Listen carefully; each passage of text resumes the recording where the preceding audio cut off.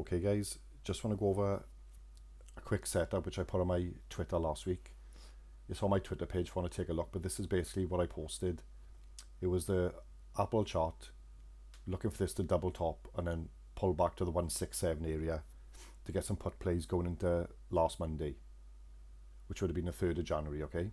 So I posted this on my Twitter. It was a possible play. We was looking for technical areas to break to grab the puts with a possible double top.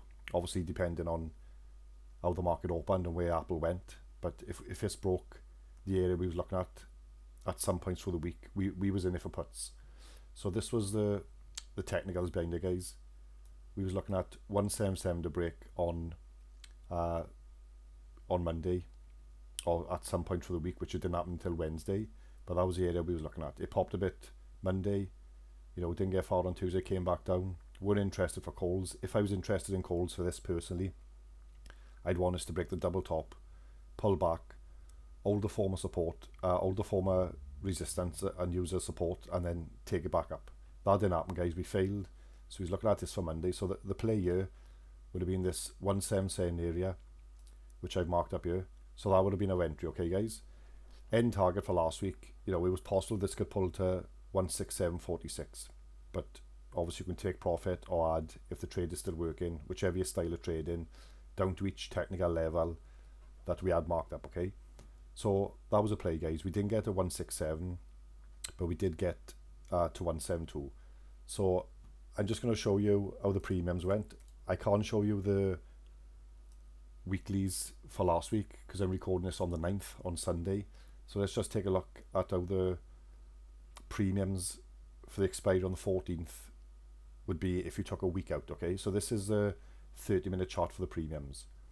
So this was on Wednesday, guys. The stock cracked our 177 area about 2 p.m. So that'd be about here, okay? So he's looking at the, like I said, the 177 area for entry for the puts, which would have been round about here. So they were trading about 190 to $2. This is the 14th expiry. So if we got in our 177 area for the puts, by the end of the day on Wednesday, those premiums would have been at 330 area. So assuming you got in roughly at the 190 area or even the $2, you would have been up by end of close, whether you're a day trader or a swing trader. But let's just assume you don't like holding anything overnight, you want to sell your contract or your contracts at the end of the day, you would have been up $130 a contract, in 2 hours. So if you took one contract, you put $200 down, you would have been up $130 by the end of the day. You could have closed it out and profited $130 per contract for a 2-hour trade.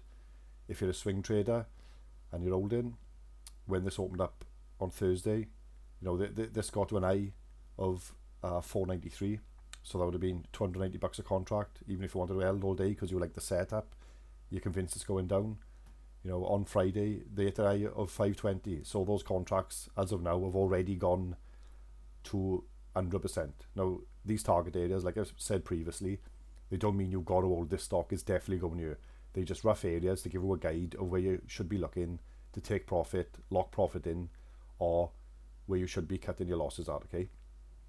And, so this is just a quick example of if you're a day trader, you don't hold nothing overnight. Those contracts, you're in at $2 a contract, you're out at 330, give or take a few bucks at the end of the day. So that's a quick and easy $130 per contract. So that's one way you could have played it. For day trader, you're in on the break of 177 and you're out before the end of the day, $130 a contract for a 2 hours trade. So if you're a swing trader, you could have got 100% the following day or on Friday at these, or if you're still convinced that this is going to get to the area next week, which we won't know what this chart is going to do, guys, until it opens up on a Monday, which will be the 10th, okay? But you could still be holding this. You could have locked some profit in and banked 130. You're still holding some. You could have sold some the following day on Friday, banked 100% on the premium, and you could be holding one left to ride out to see if we had 169 or 167 this week, which is still possible if the contract, if the stock comes down this week and those contracts go further. So that was a play, guys. I put this on Twitter. I put a few trades out a week of what I'm looking for. If you're looking for a play, guys. I highly recommend that you check these out. And like I said, this is one of 100% play that I put on my Twitter. We had a good week last week in a room. Many plays went, a few 100%. There was plays that went over 1,000%. They're worth looking at, guys.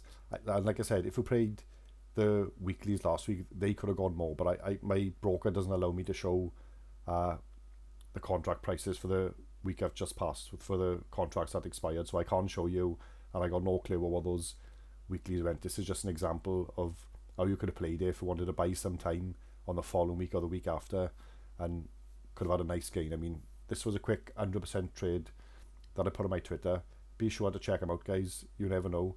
If these things trigger, you could get a nice player done, okay? Whatever your style of trading, whether it was a swing trade or a day trade, you could have banked close to 100% within 2 hours on this. Okay, guys? So I hope these charts help, and I hope some of you take these trades and bank some nice cash.